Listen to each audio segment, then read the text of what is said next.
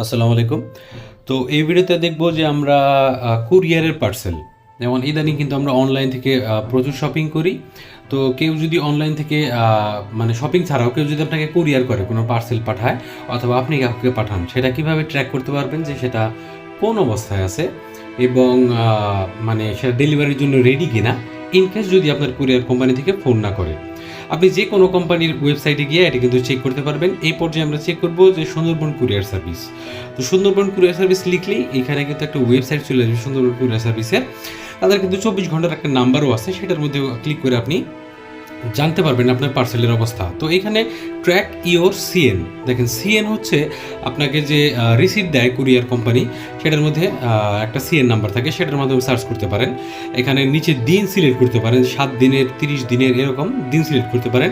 Sender contact মানে আপনি যে যাকে পার্সেল পাঠাইছেন আপনার নাম্বার, অথবা আপনি যাকে পাঠাইছেন তার নাম্বারের মাধ্যমে সার্চ করতে পারেন। তো সেন্ডার কন্ট্যাক্ট দিয়ে আমি ক্লিক করে দিলাম যে আমার নাম্বার দিয়ে আমি সার্চ করবো। তো এখানে আমার মোবাইল নাম্বারটা চাচ্ছে, যে নাম্বার দিয়ে আমি কুরিয়ারটা পার্সেল করছি।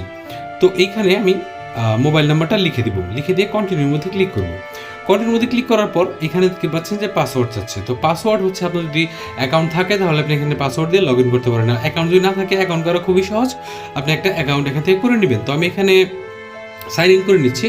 সাইন ইন করে নেওয়ার পরে সিএনই স্ট্যাটাস সেন্ডার কন্ট্যাক্টের মাধ্যমে অথবা রিসিভার কন্ট্যাক্টের মাধ্যমে আমি আগেই বললাম আপনি সার্চ করতে পারবেন। তো সেন্ডার কন্ট্যাক্টের মধ্যে ক্লিক করে আমি ডেট সিলেক্ট করে দিলাম। এখানে ফ্রম টু ডেট এগুলো আমি চেঞ্জ করতে পারেন আপনি, ঠিক আছে।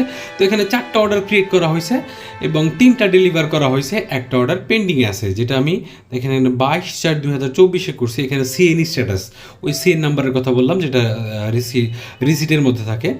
এখানে আপনি ব্রাঞ্চ, বুকিং ব্রাঞ্চ মানে কোথা থেকে পাঠাইছেন সেইটা, কাস্টমারের নাম, কাস্টমারের ফোন নাম্বার, তারপরে কাস্টমারের অ্যাড্রেস মানে কোথায় পাঠাইছেন সেইটা, তারপর এখানে দেখতে পারবেন যে ডেস্টিনেশন মানে কোথায় পাঠাইছেন, এবং সিএনই স্ট্যাটাস। সিএনই স্ট্যাটাস নিচে দেখতে পাচ্ছেন 3টা গ্রিন, উপরে দেখতে পাচ্ছেন ইয়েলো, C/D, এটা মানে হচ্ছে ডেলিভারির জন্য রেডি। নিচে 3টা ডেলিভারি করা হয়েছে, ওটা কিন্তু আপনি ডেলিভারি এখনও নেন নাই, মানে নিতে পারবেন, ওটা ready. Delivery type office delivery, home ডেলিভারিও কিন্তু হয়, ঠিক আছে। তারপরে পেমেন্ট ইনফো, কত টাকা চার্জ দিচ্ছেন, এইখানে ইনফরমেশনগুলো দেখায়। আর কিছু দেখার প্রয়োজন আছে এবং আর কোনো ইনফরমেশন এখানে নাই, আর কিছু দেখার প্রয়োজনও নাই। আপনি এইভাবে কিন্তু যে কোনো কুরিয়ার কোম্পানির ওয়েবসাইট যদি থাকে সেখানে ট্র্যাকিং করে দেখতে পারেন।